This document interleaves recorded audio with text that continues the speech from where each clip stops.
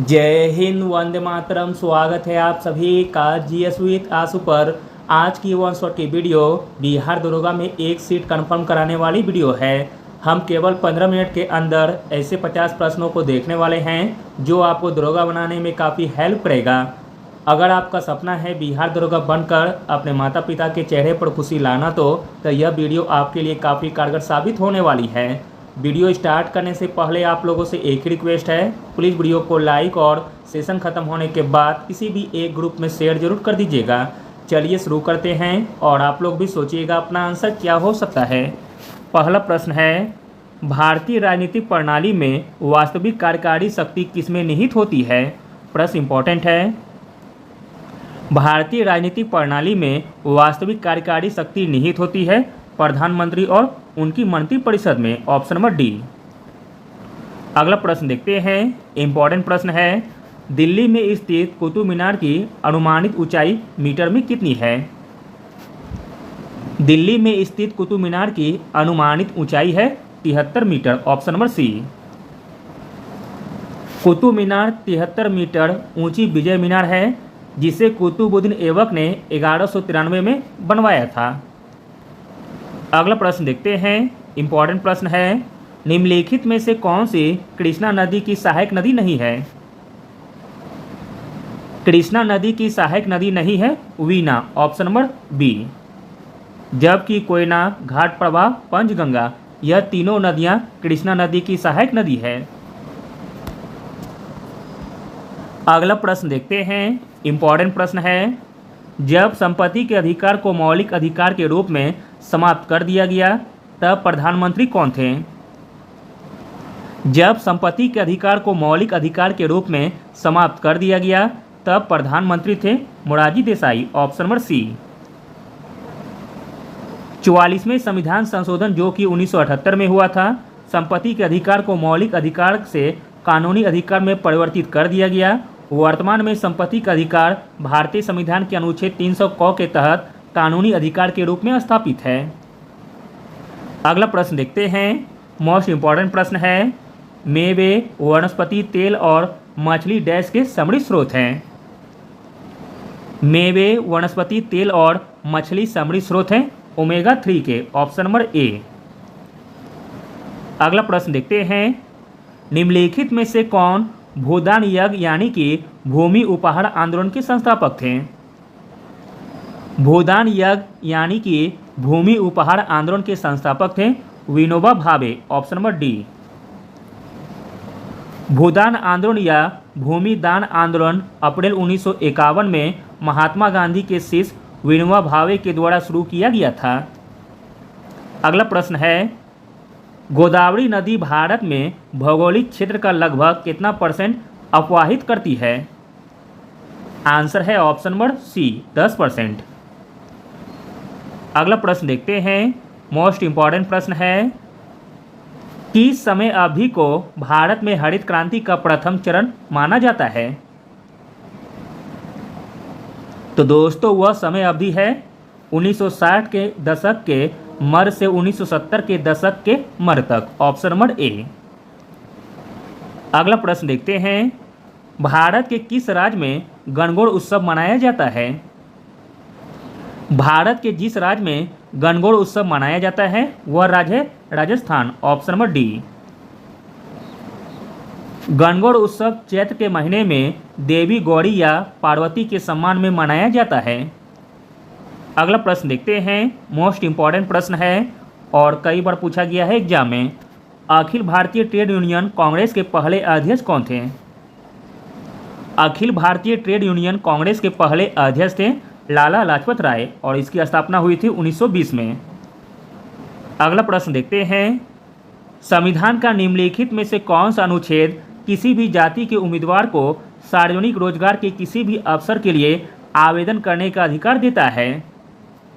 तो दोस्तों वह अनुच्छेद है अनुच्छेद 16 का 2। Option number A. अगला प्रश्न देखते हैं, भारत के संविधान का कौन सा अनुच्छेद तदर्थ न्यायाधीशों की नियुक्ति से संबंधित है। प्रश्न इंपॉर्टेंट है। तदर्थ न्यायाधीशों की नियुक्ति से संबंधित अनुच्छेद हो जाएगा अनुच्छेद 127। Option number B.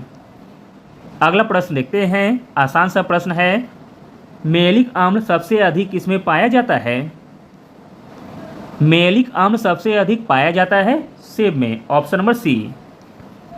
अगला प्रश्न देखते हैं, निम्नलिखित में से किस वस्तु को जीएसटी से छूट प्राप्त है? जीएसटी से छूट प्राप्त है मानव उपभोग के लिए शराब को, ऑप्शन नंबर सी, जबकि इसमें जीएसटी लगना चाहिए। अगला प्रश्न देखते हैं, भारत के संविधान का कौन सा अनुच्छेद संसद के 17 वचन और विघटन से संबंधित है? संसद के 17 वचन और विघटन से संबंधित अनुच्छेद है अनुच्छेद 85, ऑप्शन नंबर ए। अगला प्रश्न देखते हैं, जम्मू कश्मीर विधान परिषद को किस वर्ष समाप्त कर दिया गया था? प्रश्न इंपॉर्टेंट है। जम्मू कश्मीर विधान परिषद को समाप्त कर दिया गया था 2019 में, ऑप्शन नंबर ए। अगला प्रश्न है, निम्नलिखित में से कौन सी झील सही ढंग से उस स्थिति के साथ युग्मित है जिसमें यह स्थित है? तो दोस्तों इसमें सही हो जाएगा ऑप्शन नंबर बी, भीमताल झील उत्तराखंड, जो कि सही दिया गया है। जबकि डल झील श्रीनगर में है, चिल्का झील उड़ीसा में है, लोकटक झील मणिपुर में है। अगला प्रश्न देखते हैं, लोधी वंश का अंतिम सुल्तान कौन था? लोधी राजवंश का अंतिम सुल्तान था Ibrahim Lodi, option number C. अगला प्रश्न देखते हैं, स्वतंत्रता, समानता और बंधुत्व के सिद्धांतों को किस देश के संविधान से अपनाया गया था? तो दोस्तों वह देश था फ्रांस, ऑप्शन नंबर बी। अगला प्रश्न देखते हैं, मोस्ट इंपॉर्टेंट प्रश्न है, डिजिटल इंडिया योजना निम्नलिखित में से किस वर्ष शुरू की गई थी?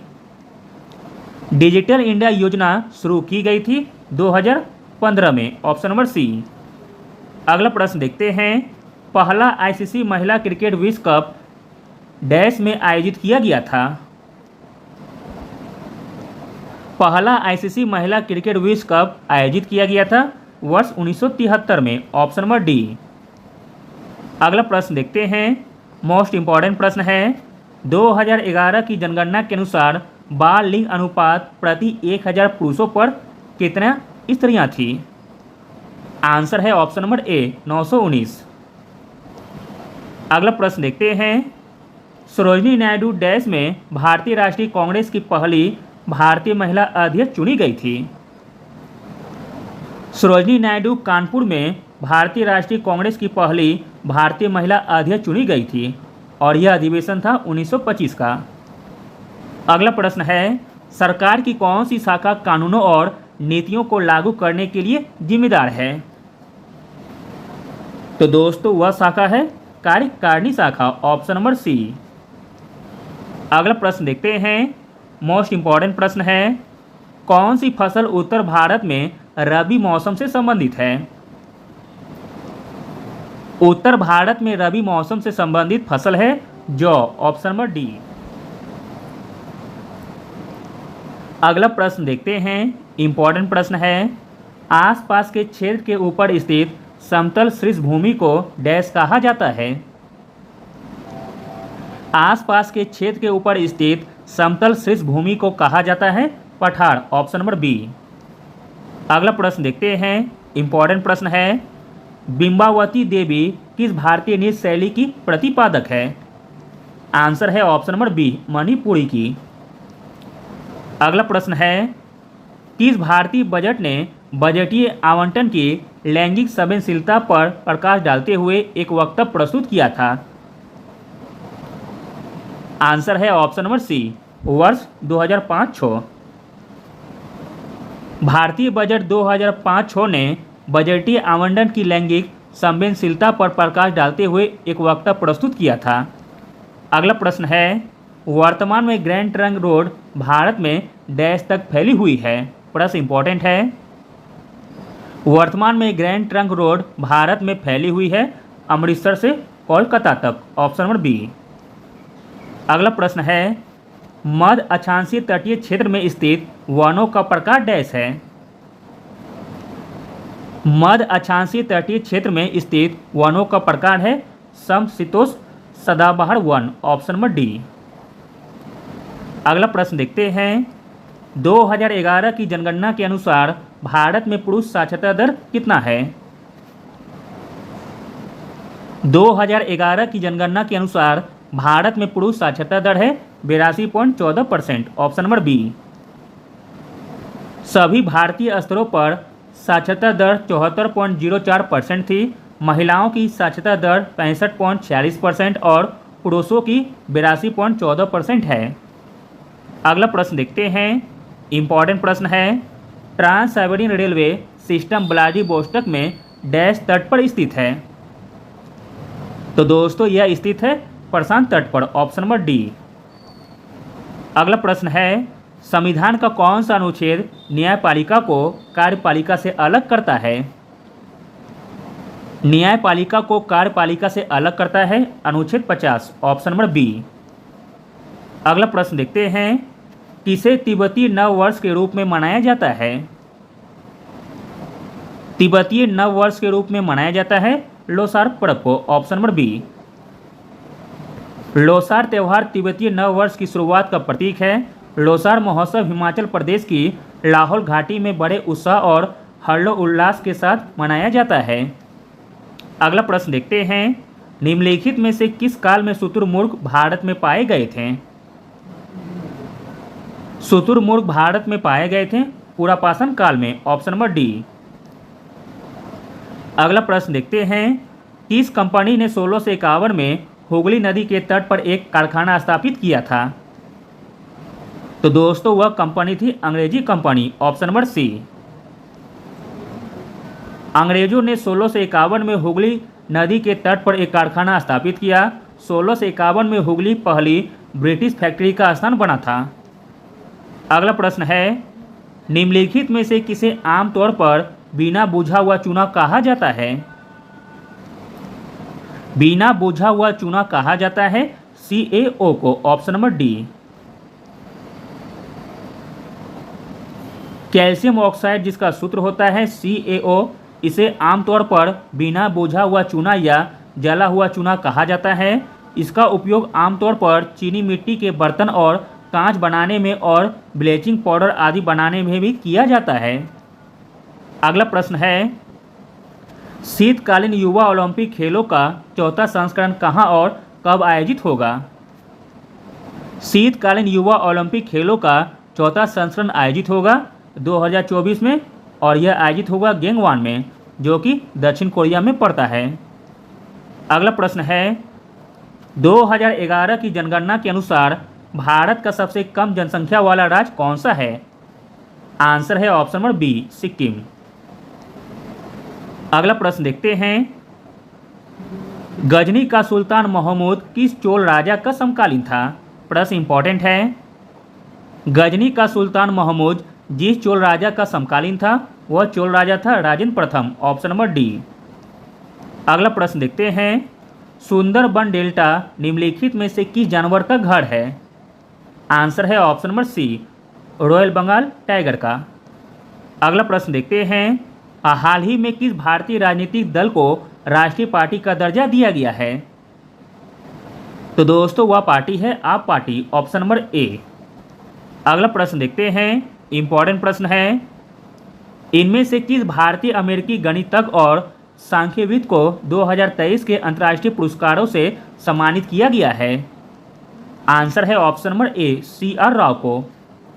अगला प्रश्न देखते हैं, हाल ही में कौन सा राज्य भारत का पहला पूर्ण ई शासित राज्य बना है। प्रश्न इंपॉर्टेंट है। भारत का पहला पूर्ण ई शासित राज्य बना है केरल, ऑप्शन नंबर डी। अगला प्रश्न देखते हैं, इंपॉर्टेंट प्रश्न है, हाल ही में किसे वर्ष 2023-24 के लिए भारतीय उद्योग परिसंघ के अध्यक्ष के रूप में नियुक्त किया गया है। प्रश्न इंपॉर्टेंट है। वर्ष 2023-24 के लिए भारतीय उद्योग परिसंघ के अध्यक्ष के रूप में नियुक्त किया गया है R दिनेश जी को, ऑप्शन नंबर सी। अगला प्रश्न देखते हैं, हाल ही में कौन अंतरिक्ष में जाने वाली पहली अरब महिला बनी है। अंतरिक्ष में जाने वाली पहली अरब महिला बनी है रयाना बड़वानी, ऑप्शन नंबर बी। अगला प्रश्न देखते हैं, किस टेनिस खिलाड़ी ने इटालियन ओपन 2023 में पुरुष एकल का खिताब जीता है? इटालियन ओपन 2023 में पुरुष एकल का खिताब जीता है डेनियल मेदवेदेव ने। Option number C. अगला प्रश्न देखते हैं, प्रति वर्ष दुनिया भर में विश्व मधुमक्खी दिवस यानी कि वर्ल्ड बी डे किस तारीख को मनाया जाता है? प्रश्न इंपॉर्टेंट है। तो दोस्तों विश्व मधुमक्खी दिवस मनाया जाता है 20 मई को। Option number C. अगला प्रश्न देखते हैं, हाल ही में किस पुरुष खिलाड़ी ने वर्ष 2023 का Laureus world sportsman of the year का पुरस्कार जीता है? आंसर है option number B, Lionel Messi ने। अगला और अंतिम प्रश्न देखते हैं, इंपॉर्टेंट प्रश्न है, हाल ही में जारी वर्ल्ड प्रेस फ्रीडम इंडेक्स 2023 के 180 देशों में भारत को कौन सा स्थान मिला है? वर्ल्ड प्रेस फ्रीडम इंडेक्स 2023 के 180 देशों में भारत को स्थान मिला है 161वां। Option number B. Thank you.